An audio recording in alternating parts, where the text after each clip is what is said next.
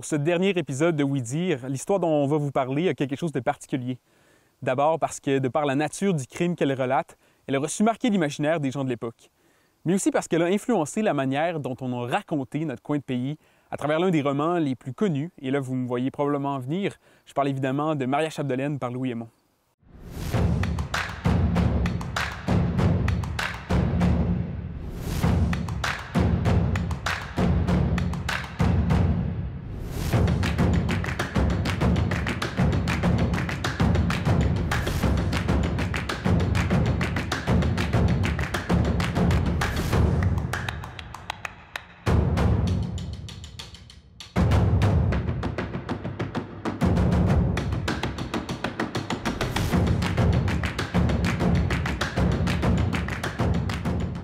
Bonjour, M. Hébert. Oui, bonjour. Ça va bien? Oui, merci. Merci beaucoup de prendre le temps d'être avec nous aujourd'hui. Une petite présentation rapide. Donc, ancien maire de Debout-Mistassini, ancien député fédéral, maintenant président du musée Louis Hémon, et donc amateur d'histoire, si je ne me trompe pas. D'ailleurs, quand on s'est parlé dans nos premiers échanges au téléphone, tout de suite, quand je vous ai présenté le concept de l'émission, vous m'avez parlé de différentes histoires. Vous m'avez parlé du sorcier des mers, vous m'avez parlé de toutes sortes d'histoires. Fait que des histoires mystérieuses, des histoires, ça vous connaît, là. C'est pas un terrain inconnu pour vous, là. Non. De par la famille, de par mon père et mon grand-père, racontaient souvent des histoires le dimanche quand on allait chez ma grand-mère manger des patates jaunes puis du rôti de porc. Grand-papa Antonio nous racontait toujours des histoires et celle qui l'affectionnait particulièrement, c'était toujours celle qui parlait de Louis Hémon. Uh-huh. Et puis avec le temps, à se faire raconter l'histoire, à un moment donné, ça s'imprègne. C'est un peu ce qu'on appelle la tradition orale. Exactement. Et moi, je suis très, très content de ça. Je savais pas que ça existait, mais j'ai appris les histoires de mon grand... Je les ai appris de mon père, mais mon grand-père les racontait, puis il racontait de son arrière-grand-père. Aujourd'hui, je vais avoir bientôt 64 ans. Je suis capable de raconter des histoires dont j'y étais pas. Mais je peux me fier, par exemple, parce que les gens qui me l'ont raconté, c'est dans ma lignée familiale. Donc, à prime abord, je suis d'accord avec ce que je me suis fait raconter. J'adore raconter les histoires comme ça. Puis, on aura la chance d'en reparler un peu là, de votre famille puis des liens qu'il va y avoir avec l'histoire dont on parle aujourd'hui, justement. L'histoire qu'on va présenter aujourd'hui, que vous nous allez nous raconter, c'est une histoire qui a vraiment marqué l'imaginaire collectif là, de la région à une certaine époque. Là, on parle du début des années 1900. C'est donc l'histoire d'Auguste Lemieux, qui est une histoire qui s'est déroulée justement autour des années 1910, que vous me disiez tout à l'heure, et peut-être même un peu avant ça. Donc, vous, c'est une histoire que vous connaissiez, que vous vous êtes fait raconter. Puis, comme on disait tout à l'heure, il y a un lien. Là, il y a une boucle qui s'est faite dans cette histoire-là. Oui, tout à fait. Moi, l'histoire, je l'ai revue récemment dans un article du Devoir dont tu as pris connaissance aussi, signé de la main de Caroline Monpetit, 19 juillet 2022, si je ne me trompe pas. Et puis, c'est quelqu'un qui m'a envoyé l'article, évidemment, pour la nommer la mairesse de Péribonka, mon amie Guylaine Proulx, qui dit « Regarde l'histoire de Lemieux qui refait surface encore ». Et je me suis évidemment précipité pour lire l'histoire. Et c'est là que je me suis rappelé l'histoire. Quand je l'ai relue sous la plume de Mme Monpetit, je me suis rappelé, moi, l'histoire dite par mon grand-père et mon père. Par la tradition orale. Par la tradition orale. L'histoire, évidemment, c'est l'histoire du coureur des bois Auguste Lemieux, qui aurait inspiré le roman de Louis Hémon, Maria Chapdelaine. Oui. Le fameux Lemieux, Auguste Lemieux, serait le François Paradis en question, qui s'est écarté dans le bois, comme dit Louis Hémon. Mm-hmm. Il ne s'est pas écarté. En fait, Auguste Lemieux a été tué, a été poignardé lors d'une bataille avec 2 Européens qui étaient venus faire le commerce des fourrures en échange de fusils. Oui. Puis, c'est quoi la chronologie? Je veux dire, c'est ça, j'ai envie qu'on aille un peu qu'on plonge un petit peu dans cette histoire-là. Écoute, au début de 1902 environ, arrive ici un Français qui s'appelle Paul Morel, un grand et gros gaillard avec une voix caverneuse, qui évidemment avec son accent français, qui s'installe pour les gens d'ici, là, les gens de la région, qui s'installe du côté de la ville de Dolbeau actuelle, ou en fait le secteur de Dolbeau, dans l'endroit qu'on appelle anciennement le garage chez Vézina, le garage Ford. Je ne veux pas faire de publicité, mais pour les plus anciens, vous vous rappelez. Oui. C'est là que Paul Morel avait son premier commerce. Qu'est-ce qu'il faisait dans la vie, Paul Morel? Il était commerçant de fourrure. Qui était très, très populaire à l'époque, là, justement. Il y avait la puissante Hudson Bay Company qui avait le monopole des fourrures, mais à côté, il y en avait quelques-uns qui faisaient le commerce, et ils faisaient le commerce des fourrures, évidemment, avec les Amérindiens du temps. On dit avec les Indiens, mais aujourd'hui, on dit les Autochtones. En tout cas, vous savez de quoi je parle. Et ça devait être des Inuits, probablement. Et puis, ils commerçaient, évidemment, la fourrure. Plusieurs années, puis c'est pas innocent que ça soit là, parce qu'il y a une partie basse en face où les Autochtones établissaient le campement. On l'a vu quand on a fait la construction du pont sur la rivière Mistassini, dans le secteur de Dolbeau. On a découvert des artefacts qui dataient d'avant l'arrivée de Jésus-Christ. Donc, ils commerçaient toujours au même endroit, ils prenaient toujours le pause au même endroit, ils faisaient le camp à la même place. Et là, Morel traverse du côté du secteur de Mistassini, mais où précisément? Dans un magasin qui a été construit par un nommé Desbiens sous les ordres d'un nommé Ulrich Hébert.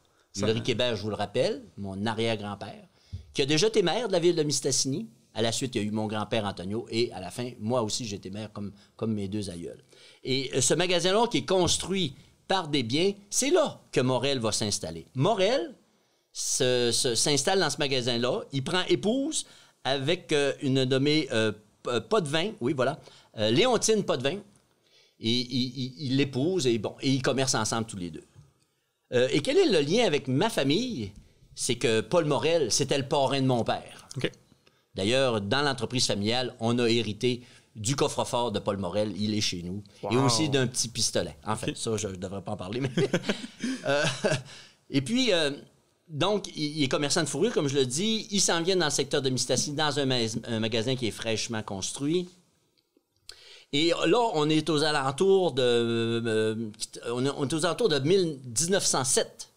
Et là, Paul Morel fait venir à son magasin Auguste Lemieux. Auguste Lemieux, selon le roman qui a été écrit par mon cousin Alain Hébert, et le roman s'appelle François Paradis et le rêve d'Antonio. Donc, en 1907, quand Lemieux s'en vient vers le magasin, il croise François Gaudreau. Bon, est-ce que c'est vrai, c'est pas vrai, je sais pas. François Gaudreau, le premier arrivant de Mistassini, qu'on dit le père de Mistassini, qui avait un caractère bouillant. D'ailleurs, il s'était battu avec le curé Delay. C'est pas banal, là. Non, mais, surtout pas à l'époque, là. Pas à l'époque. Avec le curé. Et le fameux Gaudreau, on sait que c'est lui qui a vendu son premier camp au père Trappiste pour s'établir en 1888-89 dans ces eaux-là. Donc, Lemieux s'en va au magasin et fait la rencontre de Morel. Et Morel, il dit « Salut, mon petit Gus. Salut.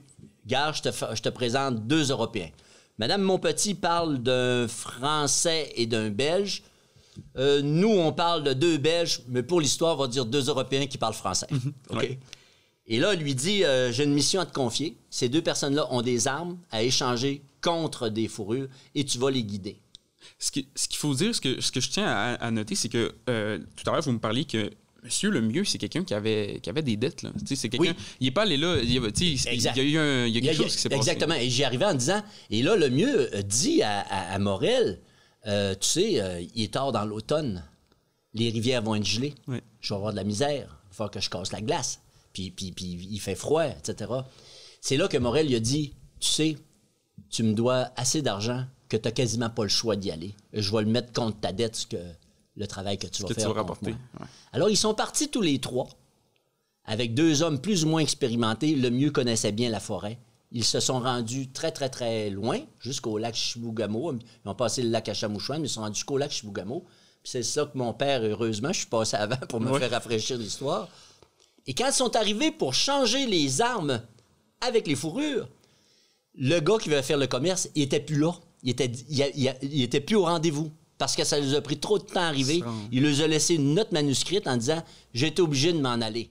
Alors là, la question, c'est s'ils n'ont pas fait de commerce des fameuses fourrures, où sont les armes?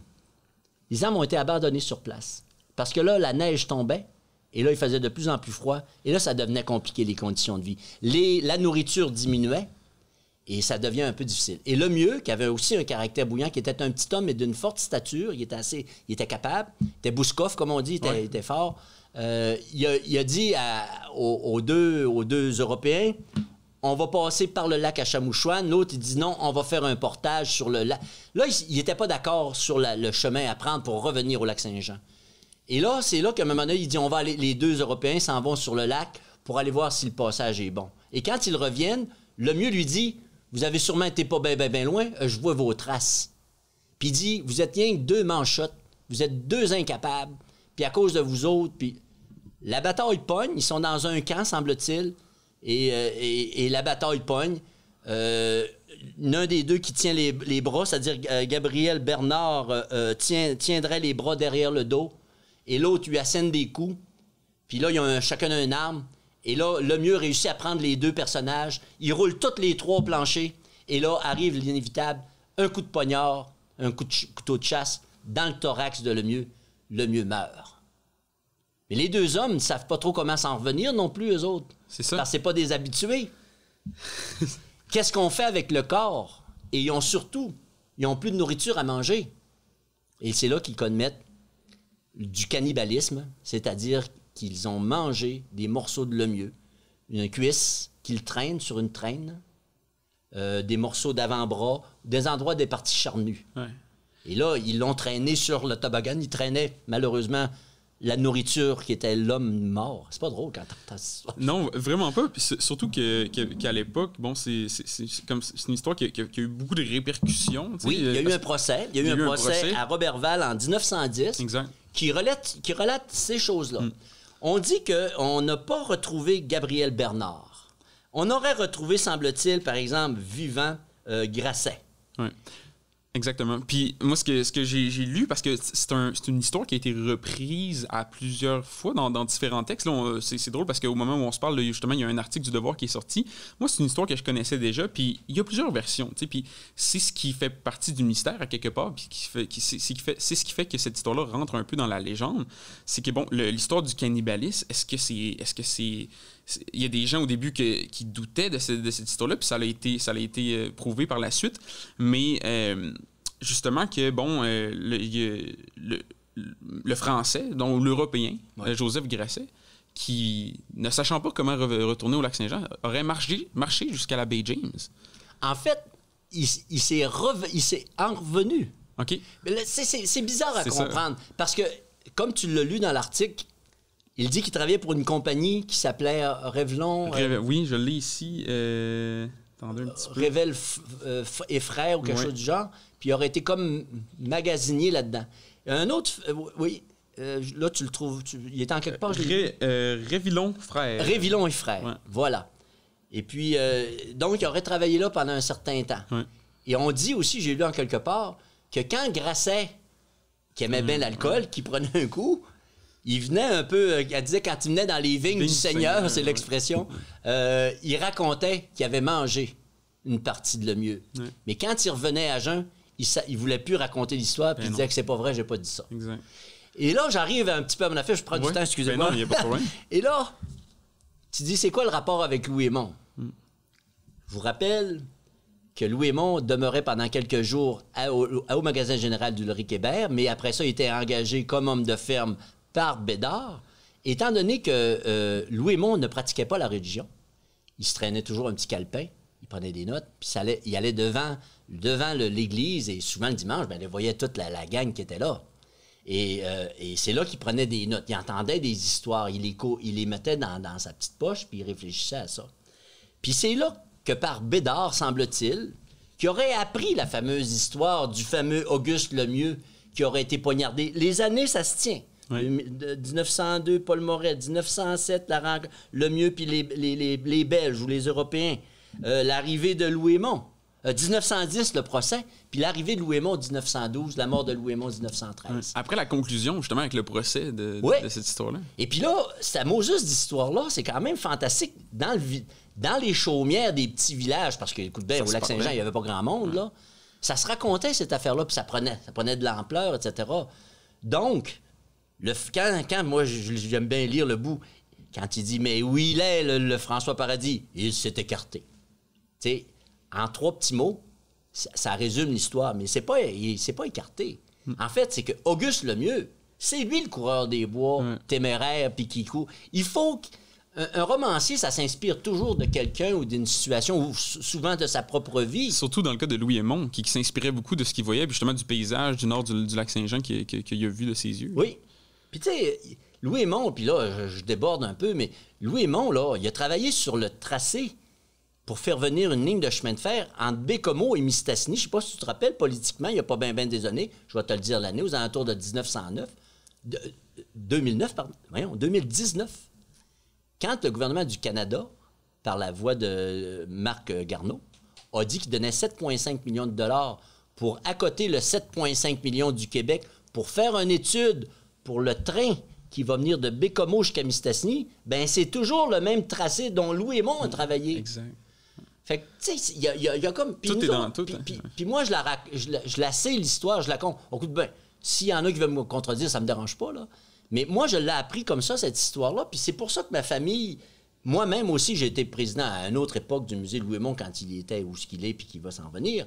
Et j'ai appris ces choses-là. Puis cette histoire-là, quand mon grand-père Antonio, quand il fumait sa Players avec un bout-fil qui me racontait l'histoire, j'étais fasciné par ça. Mais avec les années, là, elle est devenue, là, comme elle fait partie de ma famille, elle fait partie de mes gènes presque. Puis j'aime raconter cette histoire-là parce que François Paradis, il a toujours bien... Il était inspiré par quelqu'un. Exact. Puis c'est le fameux coureur des bois, Auguste Lemieux. Exact. Puis c'est Lemieux-là, en passant, là, c'est toujours parent avec les mêmes Lemieux qui existent ici. Oui. Puis les Hébert, c'est les mêmes, là. Puis, tu sais, je pourrais vous nommer des Lemieux. Ben, il y avait, écoute, de Auguste Lemieux, il y a des gars comme Frédéric Lemieux, l'ancien directeur général de la ville. C'est la même sorte de Lemieux, ça. Puis, en tout cas, là, écoute, je pourrais... Puis, ce que je trouve super intéressant, moi, avec cette histoire-là, c'est que, bon, c'est une histoire qui s'est passée... On parle du lac Saint-Jean. Quand on en parle, on parle d'une histoire du lac Saint-Jean. Puis avec la version que vous nous racontez, ben, on est capable de refermer ça vraiment sur le secteur de Maria-Chapdelaine, sur le secteur de Péribonka, Mistassini, les alentours. On voit le lien, où ce qui s'est passé. Tu te rappelles quand il dit « Viens voir François Paradis, viens de Saint-Michel, de Mistassini. » Mais tu sais, c'est parce que c'est vrai. L'histoire, ça fait qu'on pense que le roman de Maria-Chapdelaine, c'est comme dans les airs. Mais non, c'est dans nos tripes, c'est dans le sol d'ici. Exactement. C'est pour ça que quand on travaille présentement pour réouvrir le musée dans l'église, ça tu le sais déjà, et puis c'est pour ça que quand je dis cette histoire, cette belle histoire, c'est notre histoire. Imagine-toi que notre histoire ici dans le nord du lac Péribonka, Mistassini, c'est ça qui a quasiment fait que le pays de Québec, ou le pays du Québec qu'on appelle dans le roman, c'est construit par des hommes et des femmes, puis particulièrement des femmes. Maria-Chapdelaine, là, puis sa mère Laura, ils n'ont arraché en Moses. Là. Puis les femmes de l'époque qui gardaient les chaumières, qui élevaient plusieurs enfants pendant que leur mari allait travailler, ça, on le nomme pas assez, mais c'était des femmes exceptionnelles, puis qui ont su garder le fort. Garder le fort, oui. Absolument. Hey, le froid l'hiver, puis les mouches l'été. Oui. Puis moi, c'est drôle parce que, Vincent, quand on a déjà fait la pièce Maria-Chapdelaine inspirée du roman. Et la première scène, comme dans le très beau film de Sébastien Pilote, d'ailleurs, il y a une très belle analyse l'autre jour, ils ont dit que c'est lui qui a réussi à trouver le plus juste, l'angle le plus parfait.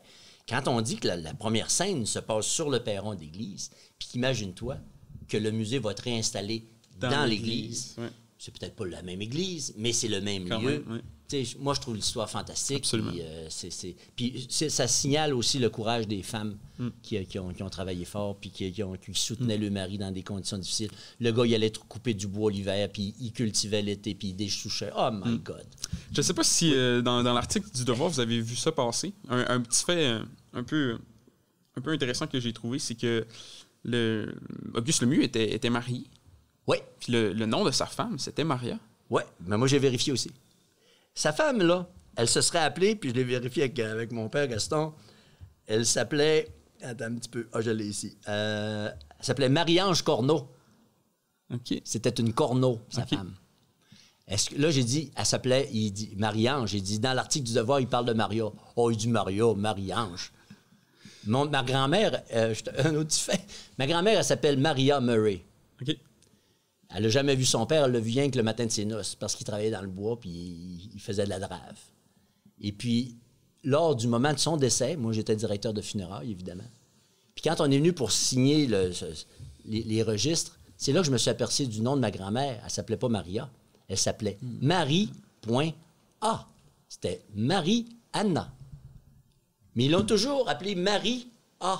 Fait qu'elle a resté Maria. Fait qu'au moment de la signature du registre du décès de ma grand-mère, je me suis rendu compte qu'elle s'appelait pas Maria, qu'elle s'appelait Marie-Anna. Ben, est-ce que Marie-Ange, c'est la même affaire? C'est ça. Peut-être. Ça s'est modifié avec le temps. Ça fait que c'était nommé Marie-Ange Cordon. En terminant, pour parler de cette histoire-là, on a parlé un peu du procès tout à l'heure. Ouais. Est-ce qu'on sait la conclusion de ça? Est-ce que le Joseph Grasset a été accusé? C'est quoi la finalité de tout ça? Ils n'ont pas eu, malheureusement, suffisamment de preuves pour pouvoir l'accuser. Puis il n'y avait pas les moyens qu'on a aujourd'hui. Là, je veux dire, l'ADN, ce genre de choses, de méthodes de recherche d'aujourd'hui. Donc, c'est resté un crime impuni, mais qui habite toujours l'esprit des gens d'ici, de notre coin de pays, parce qu'ils l'ont vécu, ils l'ont entendu, ils se le sont raconté. Puis j'étais très heureux, Vincent, de voir l'article de cette jeune femme-là, ou de cette femme-là, qui, encore une fois, remet un peu d'éclairage sur ce fameux sur ce moment de l'histoire qu'on a presque oublié. Puis moi, ce que je suis content de dire aux gens, c'est que cette fameuse histoire-là, c'est ça qui a inspiré le roman de Louis Aymon, qui est Maria Chapdelaine. Absolument. Oui. Et je vais terminer aussi, moi, et quand Lydia Aymon est venue pour une occasion spéciale ici à Péribonka, elle a demandé de rencontrer un nommé Joseph Antonio Hébert de Mistassini. Les organisateurs ils ont dit, mais qu'est-ce que tu lui veux à cet homme-là? Elle a dit, je veux lui parler. Alors, ils ont donné un coup de téléphone à Antonio, qui reste sur le pont, pas loin du pont à Mistassini. Puis on dit, la fille de Louis Aymon veut vous rencontrer. Il dit, il n'y a pas de problème. Fait qu'il dit, mon père raconte, il portait toujours sa combinaison Penman, là, puis il a mis sa cravate ou ses cheveux, je ne sais pas quoi. Puis il l'a reçu toute l'après-midi. Ils se sont parlé toute l'après-midi. Et à la fin, elle a dédicacé dans le couvert du roman de Maria Chapdelaine. Aujourd'hui, j'ai rencontré le Joseph Antonio Hébert de Mistassini. Le seul homme qui m'a parlé de mon père, pas comme d'un monument, mais comme d'un homme qui a réellement existé. Et c'est signé Lydia Aymon. Tellement inspirant, c'est tellement proche de l'histoire. On sent qu'il y a une proximité vraiment formidable avec ça. Merci beaucoup, M. Hébert, d'avoir pris le temps de nous raconter cette histoire sordide-là et quand même assez mystérieuse, somme toute, donc de l'histoire de M. Auguste Lemieux. De notre côté, on va essayer d'en apprendre un peu plus au courant de cet épisode-là. Donc, merci encore une fois. C'était un grand plaisir de vous en raconter un petit bout. Il sera et restera toujours intéressant de connaître les origines des inspirations liées aux différentes œuvres, encore plus lorsque la source de ces inspirations proviennent d'une légende locale. Maria Chapdelaine restera un monument littéraire, peu importe les époques. Nous pouvons dès lors découvrir différentes réadaptations en commençant par le livre et au théâtre. En 2021, le réalisateur Sébastien Pilote nous offre une adaptation cinématographique du roman de Louis Aymon paru en 1913. Le film est tourné ici même, dans la région, à Normandin. Plus tard à la mission, nous allons donc tenter de découvrir de nouvelles informations face aux histoires d'Auguste Lemieux et Louis Aymon. Restez des nôtres.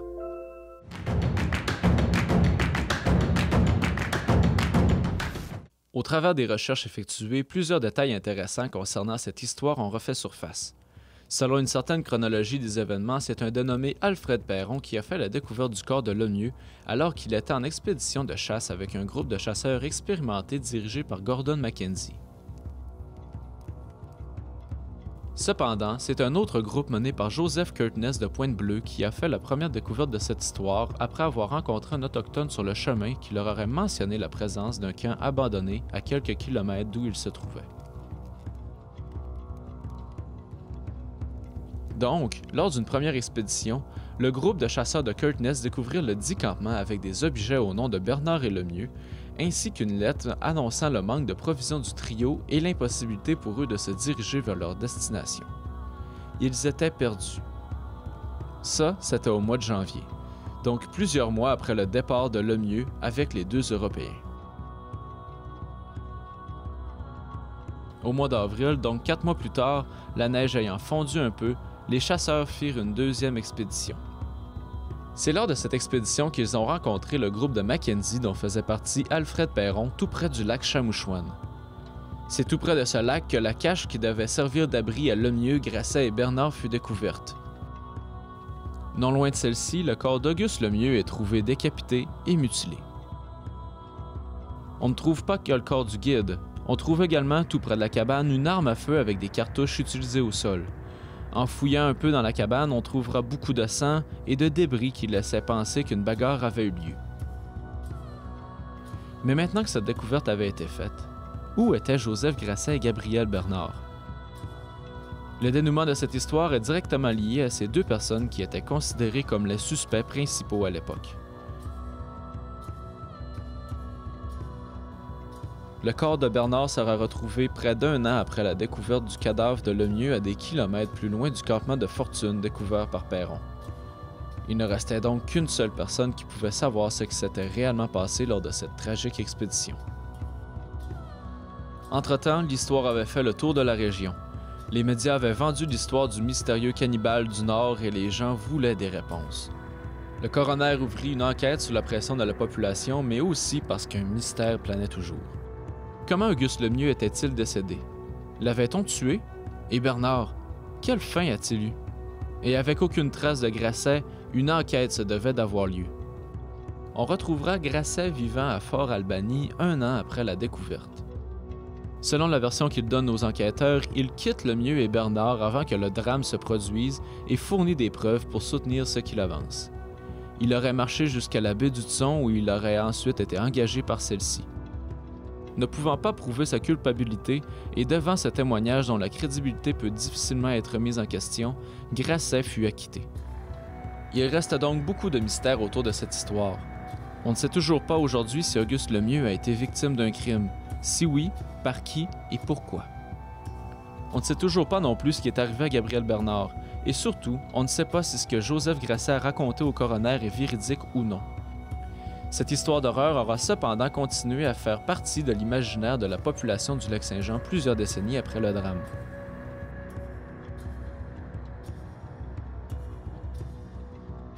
Donc, Mme Proulx, M. Trottier, M. Hébert, merci d'être là avec moi. Donc, au début de l'épisode, on a parlé justement avec M. Hébert, avec ses grands talents de conteur, qui nous a raconté l'histoire d'Auguste Lemieux. L'histoire d'Auguste Lemieux qui, donc, après en avoir discuté, puis après avoir fait quelques recherches, aurait inspiré non seulement le personnage de François Paradis pour Louis Hémon, mais aurait inspiré, en fait, l'ensemble de l'œuvre. C'est à partir de là la création là, du roman de Maria Chapdelaine aurait pu démarrer. Aujourd'hui, on se trouve présentement dans les nouveaux espaces Péribonka, le projet donc qui a vu le jour dans les dernières années, là, puis qui s'est développé avec le temps. J'aimerais qu'on parle justement où ça en est, parce que j'ai l'impression qu'on est passé avec l'histoire d'Auguste Lemieux du début d'une histoire qui date d'au-dessus de 100 ans, puis maintenant on se trouve dans quelque chose d'abouti qui est un peu la boucle là, qui s'est complétée à travers ça. Oui, en fait, aujourd'hui, vous êtes dans l'espace Péribonka, dans la bibliothèque municipale, bibliothèque qu'on veut justement consacrer à la littérature du terroir québécois. On connaît la richesse du roman de M. Hémon, mais il y a quand même eu plusieurs livres qui ont raconté les débuts de la colonisation dans différentes régions du Québec, à travers le Québec. Donc, nous, c'est un lieu qu'on veut justement... d'abord, je vous remercie de faire une émission comme ça pour perpétrer la mémoire de ces illustres personnes qui ont inspiré des romans d'une grande richesse et d'une grande qualité. Mais si on veut que la tradition orale se poursuive, justement, il faut avoir des lieux où on informe les gens, les jeunes en particulier. On fait faire des visites scolaires. Alors, c'est ce qu'on veut, des ateliers d'écriture, des ateliers de lecture pour connaître nos grands auteurs québécois. Alors, vous êtes dans l'espace Péribonka qui regroupe, bien sûr, la bibliothèque dans laquelle on se trouve, mais qui regroupe aussi le musée Louis Hémon, la municipalité de Péribonka, Tourisme Péribonka. En fait, c'est le carrefour d'ensemble des organismes là, de Péribonka. Et on pourrait dire qu'on a 80% du projet de compléter. Ce qui s'en vient, c'est le redéploiement de la collection permanente du musée Louis Hémon dans l'église Saint-Édouard. Alors, avec ce vaste projet-là, on a sauvé notre église, on a remplacé des bâtiments qui étaient obsolètes, comme une vieille école désaffectée, un hôtel de ville qui était rendu aussi au bout de sa vie utile. Alors, on pense que ça va être propice, là, évidemment, à une espèce de foisonnement d'idées. Et bien sûr, c'est la mise en valeur de la culture. À Péribonka, ce qu'on a misé, c'est vraiment 2 mots-clés dans notre planification stratégique, nature et culture.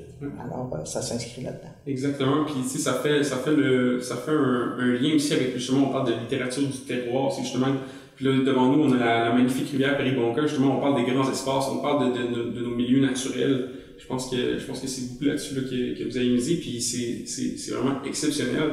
Puis, de l'autre côté, j'ai des gens qui ont des liens assez forts avec Péribonka, M. Trottier, donc que votre famille a été fondatrice justement du village de Péribonka. Oui, mon arrière-grand-père, Édouard Miquette, a été le fondateur. On dit que quand il est arrivé en 1888, il y avait 60 000 $. Et c'était une fortune à l'époque. C'était le curé Lavelle qui l'avait envoyé ici. Puis il y a eu beaucoup de difficultés, c'était pas facile. Il a aidé beaucoup de monde. Puis à la fin de sa vie, il n'y avait plus un sou. C'est pour ça qu'il a dû aider pas mal de monde pour réussir à passer à travers du 60 000 $.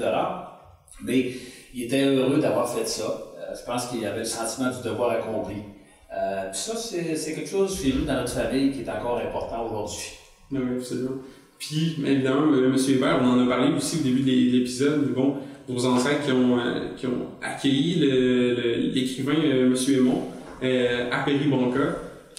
Je trouve que la chronologie des événements, puis comment le tout s'est déroulé, c'est assez exceptionnel. Je veux dire, c'est assez atypique, puis c'est assez unique en ce sens-là, d'avoir des personnes comme ça qui ont eu une proximité avec quelqu'un qui a créé un monument, là, littéralement. Oui, puis drôle d'histoire, parce que en 1912, quand Louis Aymon est débarqué ici à Péribonka, on dit qu'il était venu à pied, d'ailleurs, puis qu'il était débarqué chez Ulrich Hébert, le magasin général du coin. C'est là qu'il a pris connaissance, un contact important avec le nord du lac. Puis drôle d'histoire aussi, c'est que, en fait, Louis Aymon est arrivé au cœur du village. Samuel Bédard l'a engagé quelques jours après pour travailler là-bas, à la sortie du village. Et maintenant, comme le disait Laura Chapdelaine dans le roman, elle se trouvait loin du village.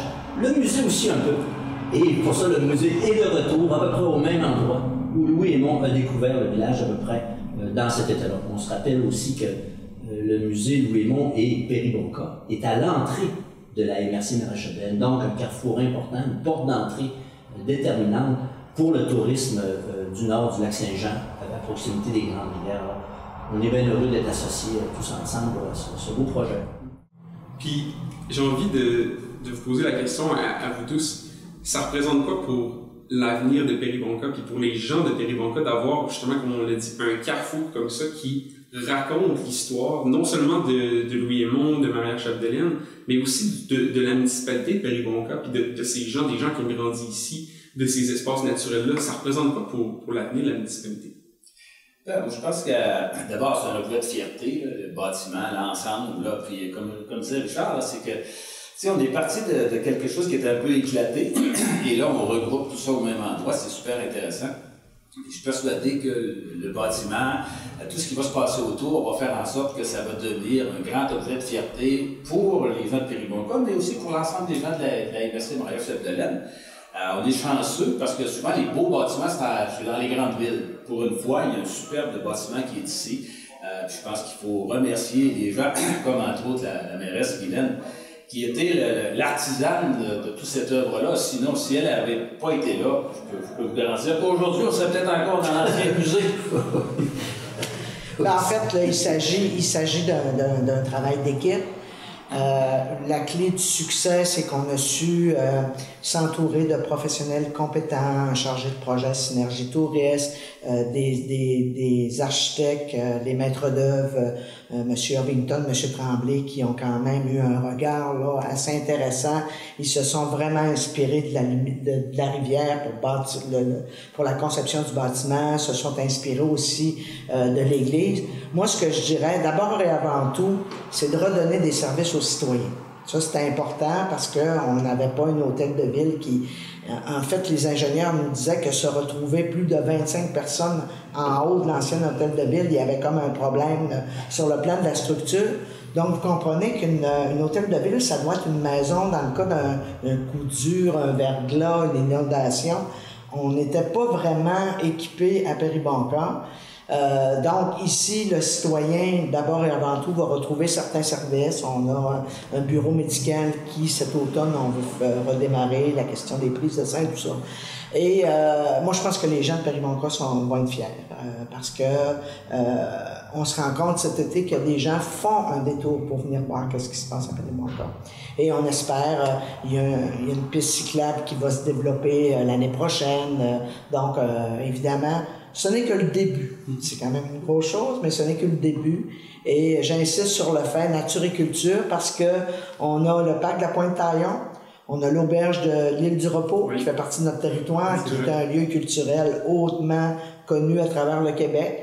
Donc, on a quand même des éléments qui nous donnent une poussée, puis qu'on espère qu'on va faire perdurer dans le temps, puis qu'on va continuer d'améliorer. Absolument. Puis vous le mentionnez tout à l'heure, mais justement, c'est de faire rayonner l'histoire de Maria Chapdelaine à travers Louis-Aymon, mais il y a tout l'aspect littéraire aussi, puis de l'écriture de nos écrivains et écrivaines d'ici qui prennent la place. Puis je pense que c'est important aussi là, de mettre ça de l'avant, puis de promouvoir aussi là, tout l'aspect littéraire, puis qu'un peu que Péribonka se positionne un peu comme une vitrine. Oui, en tout cas, ça, c'est là-dessus qu'on va travailler. D'abord, j'ai intégré le réseau Les Arts et la Ville. Je fais désormais partie du conseil d'administration. Et pour avoir discuté avec eux, c'est vraiment quelque chose, parce qu'il faut pas oublier que les jeunes aujourd'hui, avoir un livre dans les mains, c'est quasiment rendu quelque chose, un phénomène rare. Hein? On lit sur Facebook, on lit Apple News, on lit... Mais une chose est sûre, il faut que les jeunes connaissent la littérature québécoise et pour ce faire, ça prend des lieux pour la diffusion et c'est ce qu'on souhaite. Absolument. Puis j'ai envie de faire un petit retour avec l'histoire de Gustave Lemieux. Je trouve que c'est à la fois inspirant, puis je trouve que c'est, comme je le disais un peu tout à l'heure, ça a quelque chose d'unique de voir qu'une histoire comme celle-ci, qui a marqué l'imaginaire des gens à l'époque, c'était une histoire assez qui sortait de l'ordinaire, j'ai envie de dire, mais qui a mené justement à tout ce processus-là, puis à tout ce changement de mentalité-là. Tu sais, qu'on est parti de très loin, on est parti d'une histoire comme ça, à l'arrivée de Louis-Aymon, à la conception du roman qui est Maria Chapdelaine, puis maintenant à un monument là, comme ça, là, qui est Espace Péribonka, puis à des projets, puis à des volontés de vouloir faire la promotion de la littérature québécoise. Je pense que les acteurs du milieu, comme vous êtes, peuvent être définitivement fiers de ça. Puis ça prenait juste un breton pour être capable de prendre une photo de qu'est-ce que c'était le nord du pays. Absolument. Parce que sinon, on n'existait pas, on n'était pas sur la map nulle part. Tu sais, quand on sait que ce roman a été vendu dans vingtaine de millions d'exemplaires, on dit même qu'à un certain moment, on achetait plus de romans de Maria Chapdelaine que de Bible. Ça veut dire que ça a marqué l'imaginaire. Puis ce qui est extraordinaire, c'est que une des phrases de Louis-Aymon, c'est une race de gens qui ne sait pas mourir, se maintenir, subsister. Mais à Péribonka, les gens ont montré que malgré les conditions difficiles, c'était pas, il n'y avait rien de facile comme aujourd'hui, ni l'électricité, mais ils ont réussi quand même à s'accrocher. Puis je fais un petit clin d'œil aux femmes de l'époque qui avaient à tenir maison, puis s'occuper des animaux, puis faire de la boucane pour enlever le maringouin. Puis les hommes qui travaillaient au chantier l'hiver, puis dessouchés pendant l'été. C'était pas des conditions faciles, mais ça a créé le lac Saint-Jean, ça a créé les gens d'ici, les gens du nord du Québec. C'est nous autres, on en est fiers, on est un peu les héritiers de ces coureurs des bois-là, de ces cultivateurs-là, de ces bûcherons. C'est ce que représente Maria Chapdelaine, en tout cas pour moi, pour le musée Louis-Aymon. Puis on s'est maintenu, puis aujourd'hui, on pourra assister dans quelques temps à peine à la redéploiement de cette belle histoire-là, dont le mieux a été probablement l'inspirateur de la source d'inspiration du roman. Il faut être conscient que l'affaire Lemieux, c'était gigantesque à l'époque, parce que d'abord, il n'y avait pas une multitude de médias comme aujourd'hui, il n'y avait pas 500 postes de télévision, puis Netflix et compagnie, il y avait une gazette, comme on disait à l'époque, tout le monde était au courant de ça, puis là, c'est un événement monstrueux, là, du cannibalisme, etc. Puis en plus, ça se passait pas loin de chez nous. Là, je suis persuadé que pendant plusieurs générations, les gens se sont racontés cette histoire-là. Et c'est devenu quelque chose de majeur. Comme disait Richard, Louis-Aymon, il a saisi ça, lui-là. Puis en plus aussi, c'est que Louis-Aymon, il aimait cette liberté-là qui existait au pays. Là. Lui, il est venu ici pour retrouver une terre de liberté. Puis là, à ce moment-là, c'est que... Puis voir ça, mais aussi, c'est qu'il aimait beaucoup la force la capacité que les gens... Quand Richard disait que c'est cette race qui ne veut pas mourir, là, il y a du monde qui avait du chien, comme on dit, là, c'est qu'ils se battaient, il fallait qu'ils survivent. Là, je regardais cette année, là, parce qu'il a fait froid cet hiver, il n'y aurait pas de fruits dans les arbres. Je vais en acheter à l'épicerie. Mais avant ça, quand il n'y en a pas, tu as passé un hiver, il n'y en a plus. Là, tu crèves. Là. Tu sais, le pays, on pourrait dire le pays de Maria Chapdelaine, s'est bâti à force de bras. Ça prenait des êtres hors de l'ordinaire pour passer au travers du froid, passer à travers des moustiques et tout. Là, c'est que là, c'est une grande histoire qui est racontée dans l'histoire de Maria Chapdelaine. Puis ce qu'on peut penser, c'est que nous autres, avec tout ce qu'on a aujourd'hui, il faut qu'on aille plus loin que ça. Il faut qu'on soit capable de dépasser ça, puis de dire, regardez, nos ancêtres ont été capables de vivre dans ces conditions-là. Nous autres, il faut qu'on garde espoir par rapport à l'avenir. Moi, je pense que c'est un message d'espoir qu'il faut donner aux gens avec le bâtiment qui est ici, là, de dire que c'est possible de faire quelque chose, même dans une petite municipalité, puis peut-être de se mettre sur la planète à partir d'une petite municipalité. Puis ça relance un peu le sentiment de responsabilité qu'on a envers ces gens-là, de poursuivre, puis de travailler, puis d'avoir ces gens-là qui avaient une volonté incommensurable de survivre, puis de vivre avec au sein du territoire. On a ce sens de responsabilité-là, justement, d'amener nos projets, puis d'amener nos idées plus loin, pour justement rendre honneur à ces gens-là. Puis aussi tragique que l'histoire d'Auguste Lemieux peut être, je pense que c'est, comme vous l'avez mentionné, c'est aussi important de la raconter, parce que ça montre une réalité autre l'aspect tragique de cette histoire-là. Il y a l'aspect que ces gens-là quittaient leur famille pour aller dans les bois, pour aller gagner un peu d'argent, pour subvenir aux besoins, pendant que justement, comme M. Hébert l'a dit tout à l'heure, les femmes restaient au foyer, s'occupaient des enfants, faisaient des vêtements, faisaient à manger, s'occupaient des récoltes, s'occupaient de tout l'aspect de la vie familiale qui relevait aussi de la survie à quelque part. Il y avait une grande résilience. Là. Puis c'est grâce à la tradition orale que l'on aime tous les trois, ça c'est sûr. C'est grâce à la tradition orale qu'on a réussi à garder l'histoire. Moi, personnellement, l'histoire d'Auguste Lemieux, je ne l'ai pas connue dans un livre, je l'ai connue dans mon oreille avec mon grand-père qui me la racontait dimanche quand j'allais manger des patates jaunes le dimanche avec mon grand-père. Bref, la tradition orale nous permet justement de pouvoir la proclamer encore une fois. Puis Louis Aymon, c'est un peu ce qu'il a fait. Il allait devant l'église, il pratiquait pas la religion, mais il sortait son petit calepin-note, puis il regardait, puis il observait précisément les gens. Puis qui de mieux qu'un étranger pour avoir une photo nette et claire de la situation? Souvent, les gens de la place, ils vont augmenter, ils vont diminuer. Lui, il y avait un regard. Il y avait pas de recul. Puis c'est un peu pour ça que les gens de Péribonka étaient un peu insultés les premières années de cette chose-là. Ils disaient que c'était des colons. Quand on dit à quelqu'un que c'est un colon, c'est pas nécessairement un compliment. Mais par contre, il faut prendre le mot colon à son sens même, c'est-à-dire de coloniser. Fait que moi, j'ai un grand respect pour tous ces gens-là qui nous ont précédés. C'est pour ça que le devoir de mémoire, comme Denis l'a dit, est important. Il faut continuer justement pour transmettre encore une fois cette belle histoire-là qui est une histoire connue internationalement. Absolument. Puis à travers cette émission qu'est Oui Dire, on a voulu justement recréer ces circonstances-là de la tradition orale. On s'est pas rendu sur le perron de l'église, mais on est allé justement, comme on fait aujourd'hui, on est allé à la rencontre de personnes pour différentes histoires à travers les épisodes qu'on présente, pour rencontrer les gens, pour que les gens nous racontent eux-mêmes les histoires qu'ils ont entendues, puis que nous, on puisse raconter des histoires également avec des gens qui ont grandi, puis qui ont évolué dans différentes municipalités, que ce soit Saint-Jean-d'Arc, Gérardville, Péribonka ou Albanel, Normandin, des municipalités où la tradition orale a reçu faire fleurir un nombre d'histoires assez impressionnant. Puis je pense que c'est une belle richesse là, qu'on peut compter ici. Et je pense, en concluant, que ce que le musée Louis Aymon et ce que la municipalité de Péribonka a réussi à accomplir, bien, ça contribue énormément à tout ça. Donc, je vous lève mon chapeau. Je vous remercie d'avoir pris le temps de venir nous parler aujourd'hui. Je pense que ça fait une belle conclusion à toute cette histoire. Donc, voilà, merci beaucoup d'avoir pris le temps de venir nous parler aujourd'hui. C'est un plaisir, merci beaucoup. Vous êtes toujours le bienvenu. Merci. Comme ce fut le cas pour plusieurs des histoires qu'on vous a présentées, il reste encore beaucoup de mystères à percer dans celle-ci. Cependant, l'idée que l'histoire d'Auguste Lemieux ait contribué à la création d'un réel monument de la littérature du terroir rend certainement le tout moins tragique. Ceci était le dernier épisode de Oui Dire, Histoire qui ne s'invente pas. J'espère que vous avez apprécié autant que moi les histoires qu'on vous a racontées. Et je tiens à remercier mon collègue Xavier pour sa collaboration et son écoute. Et je vous dis à très bientôt.